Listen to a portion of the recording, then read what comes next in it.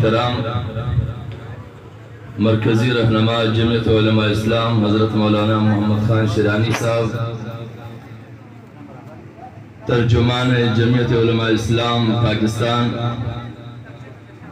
हज़रत मौलाना गुल नसीब खान साहब और शुजाअत KPK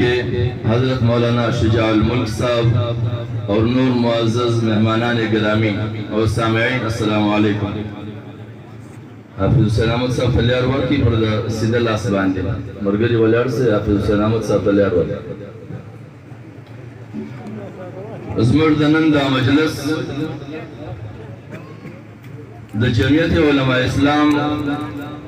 द हगो कारकुनानो पे हवाले सर दी सिकम कारकुनान वजान था बाकायदा जमीयत उलमा इस्लाम द प्रोग्राम सर द मुवाफकत और द मुनासबत सोच और फिक्र लरी। जमीयत उलमा इस्लाम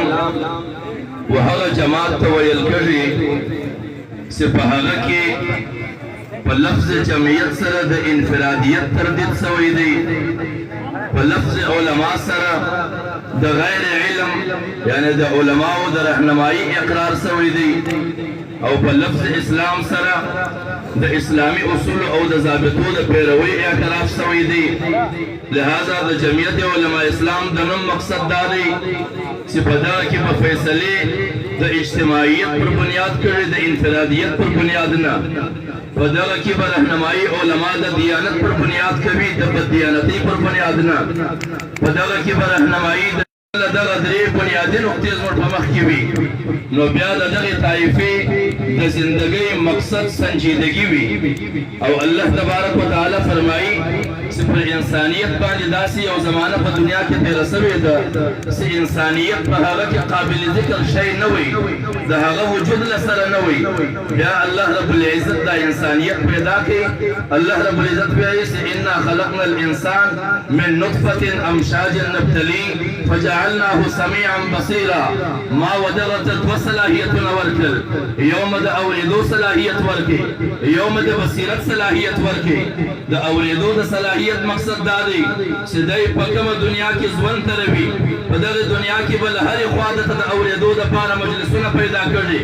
लेकिन दैव पर हग और खाली पर औलिदो भी फैसला नहीं वली से अल्लाह रब्बुल इज्जत पे योबल से की फरमाई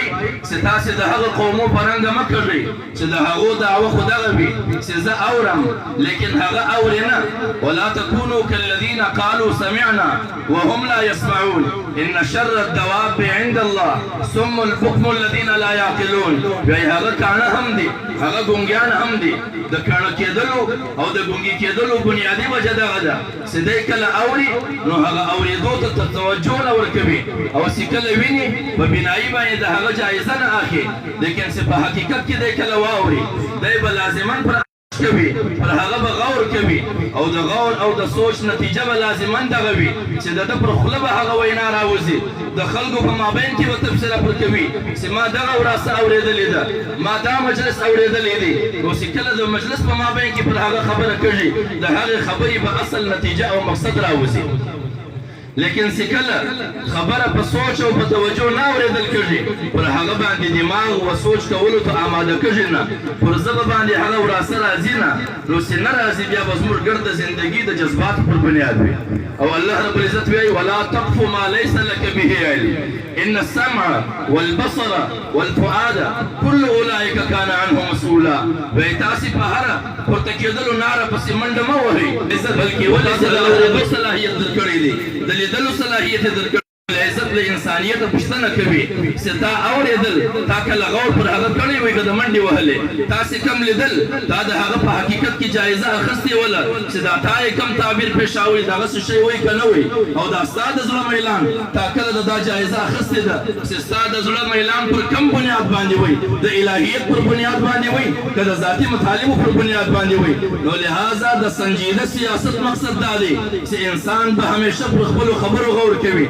انسان به همیشه پر خپل قدم غور کوي انسان سي همیشه څه اوري پر هغه به غور کوي لیکن نن زموږ حالت دغه دی چې له کومې خوا ناره پر راوهل کړي موږ منډې پر هغه پر هغه خوا وربهو زموږ ماضي د دغه ګواه ده دغه خطې حالات ولیدل دنیا حالات ولیدل KPK حالات ولیدل له کومو حالاتو سره دا قومونه مخامخ شول لیکن ترس ولغه حالات پر ترو باندې مسجد ګاېدل بے مقصد دي لیکن هغه ورځ ما عرض کاوه چاته چې یو چا و چاته ویل ډېر وږی یم سل مړۍ هم خوړلی سم لیکن ورکولو والا ورته وویل که د سل پوره کړلې له پیسو مه خلاصې هوټل والا لیکن دی چې په شروع سوی نصور ډېر وي نه نوي یې پوره کړلې هوټل والا سوچ وویل نه نوي دي خو آخر خوراکي ورته وویل چنې به نه سره وهو نه نوي دي نه پنځه نوي دي بیرته له سره د له یو سره شروع دي نن صورتحال زموږ که مخکې سل مړه سوي دي که یو نیم سل مړه سوي دي پر کومه لار مړه سوي دي د چا د مقصد دپاره مړه سوي دي د کوم غرض دپاره تللي دي د هغو د خپلې خوارۍ الله قبول کړي لیکن زموږ هغه کسان چې د بصیرت دعوې وې د قوم په مخ کې د خپلو کارکنانو په مخ کې د بصیرت دعوې وې د هغو پر څنګو سې ولاړ ول چې صاحب بصیرت او صاحب عظمت یې ورته وایې د هغو د خپلې خولې بیان چې وایي زما مدارس زما طالبان زما علما امریکې د جهاد پر نامه د خپل مقاصدو دپاره استعمال کړل لیکن د دغه زیات دور نه دی سوی یو څو میاشتې له مخه دا مجلس وی لیکن اوس یو څو ورځې له مخه بیا وایي مبارک موسه فتوحات دي یعنې مقصد دا دی چې یعنې بېرته قوم چې مخکې مه په کومه بټۍ په اور سزلی وي نن بیا به هغه بټۍ ته پورې وهم دا زموږ فراست دی دا زموږ عصمت دی دا زموږ حیثیت دی پکار دا دی چې زموږ پر خپلو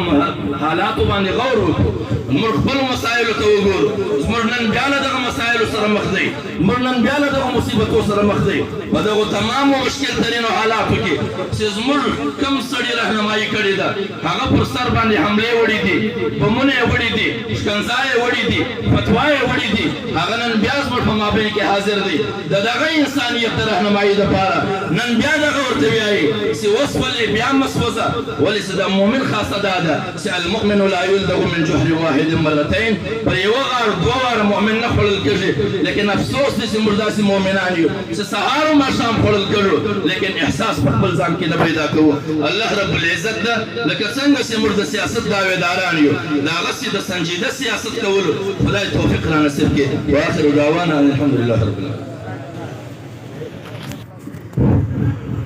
ماشاءالله جزاک الله دا استاد علما خطیب جامعہ مسجد عثمانیہ واٹر پمپ کراچی حضرت مولانا محمود الحسینی صاحب سے تاسو په مخ کې د خپل زرین خیالات اظهار وکړي لدی بعد